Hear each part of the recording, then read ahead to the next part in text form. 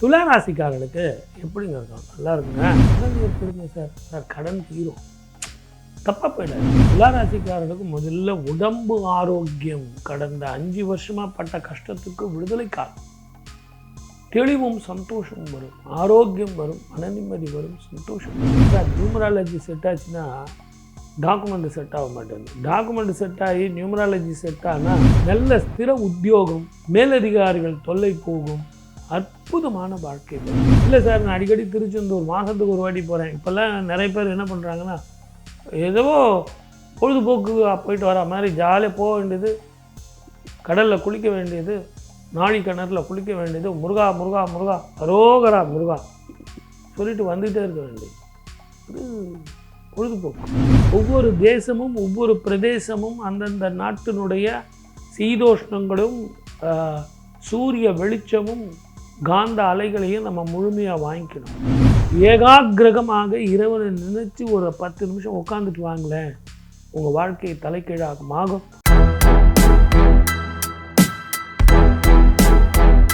குரு பிரம்மா, குரு விஷ்ணு, குருதேவோ மகேஸ்வரः, குரு சாட்சாத் பரபிரம்மா, தஸ்மை ஸ்ரீ குருவே நமः. என் அன்பு பக்தி இன்ஃபோ தமிழ் நேயர்கள் அனைவருக்கும் என் அன்பு வணக்கங்கள். சனிப்பெயர்ச்சின்னு சொன்ன உடனே எல்லாருக்குமே ஒரு பயம் இருக்கும் இல்லைங்களா? மற்ற கிரகங்கள் அப்படின்னும் போது வேற, சுப கிரகங்கள் மாறும்போது நமக்கு எல்லாமே நல்ல விஷயமா தானே நடக்க போகுது. ஆனால் இந்த சனீஸ்வரர் ஆயுள்காரகன், மந்தகன்,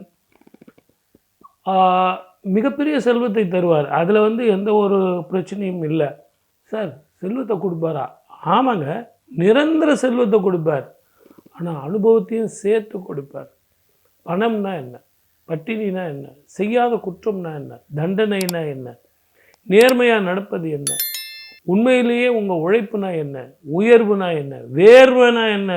ஆகவே சுப கிரகங்கள் நல்ல பலனை கொடுக்கும். அசுப கிரகங்கள் நமக்கு ஏதோ இல்லாததெல்லாம் கொடுத்துரும். அதுவும் இந்த சனிப்பெயர்ச்சி இந்த வருஷம் இருக்குது பாருங்கள். சனிப்பெயர்ச்சி இருக்கா இல்லையா? ஒரு சில ஜோதிடர்கள் வாக்கிய பஞ்சாங்கப்படி சனிப்பெயர்ச்சி இருக்குது. திருக்கணித பிரகாரம் ஏற்கனவே முடிஞ்சு போச்சு. நான்லாம் கூட திருக்கணித பிரகாரம் ஏற்கனவே சனிப்பெயர்ச்சி முடிஞ்சு போயிடுச்சு. 2வது சனிப்பெயர்ச்சிக்கான பலன்கள், பரிகாரங்கள் நம்ம ஏற்கனவே சொல்லியாச்சு. ஆகவே 6ஆம் தேதி நடக்கக்கூடிய சனிப்பெயர்ச்சி 12 ராசிக்காரர்களுக்கும் சந்தோஷத்தையும் கௌரவத்தையும் உடல் ஆரோக்கியத்தையும் மன நிம்மதியும் சந்தோஷத்தையும் தரணும் அப்படின்னு வேண்டிக்கிட்டு 12 ராசிக்காரர்களுக்கு எப்படி இருக்கும்னு சொல்லிட்டு பார்ப்போம் வாங்க. துலா ராசிக்காரர்களுக்கு எப்படிங்க இருக்கும்? நல்லா இருக்குங்க. பஞ்சமஸ்தானத்திலிருந்து ருணரோகஸ்தானத்துக்கு போகிறார். கடன் ஏற்படுமே சார் கடன் தீரும். தப்பாக போயிடாதீங்க.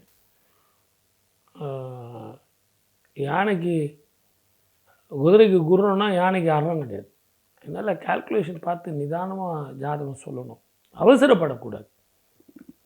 துளாராசிக்காரர்களுக்கு முதல்ல உடம்பு ஆரோக்கியம். கடந்த 5 வருஷமாக பட்ட கஷ்டத்துக்கு விடுதலை காலம். தெளிவும் சந்தோஷம் வரும், ஆரோக்கியம் வரும், மன நிம்மதி வரும், சந்தோஷம் வரும், வருமானங்கள் பெருகும், பழைய கடன்கள்லாம் போயிடும். புதுசாக வீடு வாங்கலாமா சார்? வாங்க. எங்கே சார் நியூமராலஜி செட் ஆச்சுன்னா டாக்குமெண்ட் செட் ஆக மாட்டேங்குது. டாக்குமெண்ட் செட் ஆகி நியூமராலஜி செட் ஆனால் வேல்யூ ரொம்ப ஜாஸ்தியாகுது சார். எங்களுக்கு அந்த அளவுக்கு வருமானம் இல்லை. அப்படியே எல்லாம் நல்லா இருந்தால் வீடு சரியில்லை சார், என்ன சார் பண்ணலாம் அப்படிங்கிறவங்களுக்கெல்லாம் இந்த வீடு நல்லபடியாக அமையும். சொந்த வீடு, வாகனங்கள், திருமண வாழ்க்கை, தெளிவான சிந்தனை, நல்ல ஸ்திர உத்தியோகம், மேலதிகாரிகள் தொல்லை போகும், அற்புதமான வாழ்க்கை வரும். ஒரு முறை நீங்கள் என்ன பண்ணுறீங்க, கொஞ்சம் உங்களுக்கு எவ்வளோ வேலை இருந்தாலும் சரி திருச்செந்தூர் போயிட்டு வாங்க. இல்லை சார் நான் அடிக்கடி திருச்செந்தூர் மாதத்துக்கு ஒரு வாட்டி போகிறேன். இப்போல்லாம் நிறைய பேர் என்ன பண்ணுறாங்கன்னா ஏதோ பொழுதுபோக்கு போயிட்டு வர மாதிரி ஜாலியாக போக வேண்டியது, கடலில் குளிக்க வேண்டியது, நாழி கிணறுல குளிக்க வேண்டியது, முருகா முருகா முருகா அரோகரா முருகா சொல்லிட்டு வந்துகிட்டே இருக்க வேண்டியது. அது பொழுதுபோக்கு. போகிற வழிக்கு புண்ணியம் வேணும்னா ஏகாந்தமாக போய் இறைவனை பார்க்கணும். அங்கே போய் என்ன பண்ணோம்? ஒவ்வொரு தேசமும் ஒவ்வொரு பிரதேசமும் அந்தந்த நாட்டினுடைய சீதோஷ்ணங்களும் சூரிய வெளிச்சமும் காந்த அலைகளையும் நம்ம முழுமையாக வாங்கிக்கணும். திருச்செந்தூர் கடலோரம் இருக்கக்கூடிய அந்த காந்த அலைகளை நீங்கள் நிறைய பேர் பார்த்தீங்கன்னா, நான் கூட இப்போ 2-3 நாளாக எல்லா இடத்துலையும் பார்க்குறேன். பெரிய பெரிய பள்ளம் நோண்டி அதில் ஒரு விளக்கை ஏற்றி, அந்த விளக்கு இரவு முழுவதும் ஏற்றி வச்சு, பௌர்ணமியில் செய்கிறாங்க, அமாவாசையில் செய்கிறாங்க, அவர் செஞ்சார், இவர் செஞ்சார். அதாவது பொது இடத்துல நம்ம எப்படி நடந்துக்கணும்னு ஒரு முறை இருக்குது. யாரோ ஒரு ஜோதிடர் சொன்னார்னு சொல்லிட்டு நீங்கள் பாட்டுக்கு அங்கங்கே ஒரு குழி எடுத்து ஒரு விளக்கை ஏற்றி வச்சுட்டு போனீங்கன்னா பின்னாடி வர்றவங்களுக்கு எவ்வளவு சிரமமாக இருக்கும்.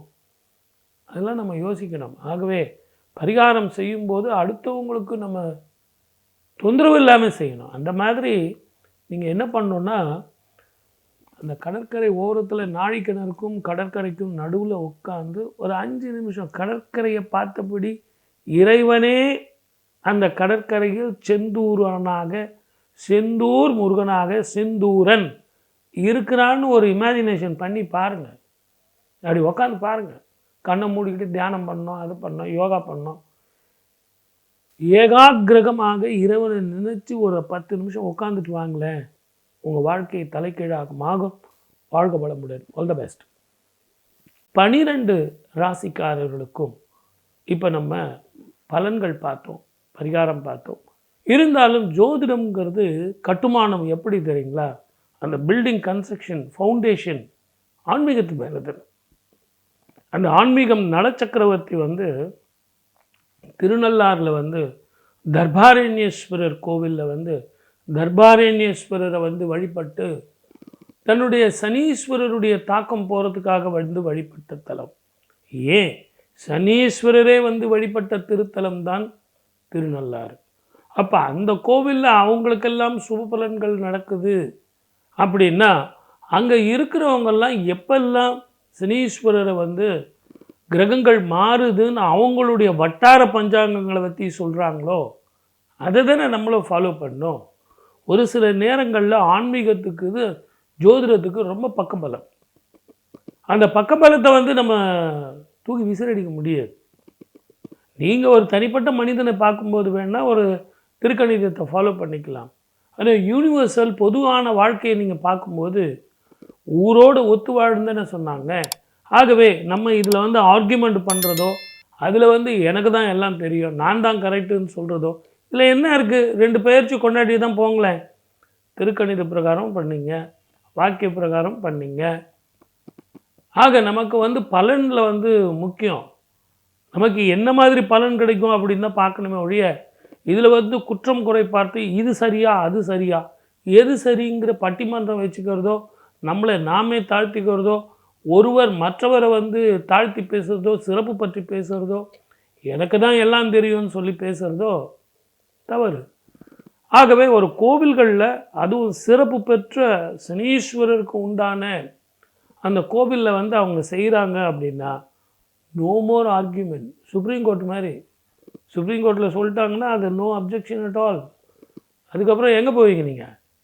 அந்த மாதிரி நம்ம தலை வணங்கணும். அந்த ஒரு அடிப்படையில் எதிர்வரும் மார்ச் மாதம் 6ஆம் தேதி சனி பயிற்சி நடக்கப் போகுது. கும்பத்தில் இருந்து மீனராசிக்கு போகிறார். ஆனால் உண்மையிலேயே புரட்டாதி 4ஆம் பாதத்தில் இருந்து உள்ளுக்குள்ளேயே அவர் மாறப்போகிறார் அப்படிங்கிறது தான் உண்மை. இருந்தாலும் இந்த கிரகப்பெயர்ச்சி 12 ராசிக்காரர்களுக்கு நல்லது தருமா? ஏன்னா இவர் தான் ஆயுள்காரர்கள். ஒரு மனிதனுடைய வாழ்க்கையில் 120 வருடங்கள் ஒருத்தர் வாழ்ந்தான்னா 60 வருடங்கள் சனீஸ்வரருடைய திசையாகவே நடந்துக்கிட்டு போகுது. 7.5 சனி, அஷ்டம சனி, அர்த்தாஷ்டம சனி, கண்டக சனி, இப்படி அவனுக்கு எத்தனையோ வகையான சனீஸ்வரருடைய தாக்கம். முத்தாய்ப்பு வச்ச மாதிரி 19 வருஷங்கள் சனி மகாதிசை. இதில் யாரும் மாட்டாத ஆளே கிடையாது. அரசனாக இருந்தாலும் சரி, ஆண்டியாக இருந்தாலும் சரி, ஆணாக இருந்தாலும் சரி, பெண்ணாக இருந்தாலும் சரி, எப்படிப்பட்டவனாக இருந்தாலும் சரி, இந்த சனீஸ்வரனுடைய பார்வையில் மாட்டி தான் தீரணும். சர்வேஸ்வரனாக இருந்தாலும் சரி. அப்போ இந்த சனீஸ்வரருடைய சனிப்பெயர்ச்சிக்கு எல்லாரும் பயப்படுறது இயற்கை தானே.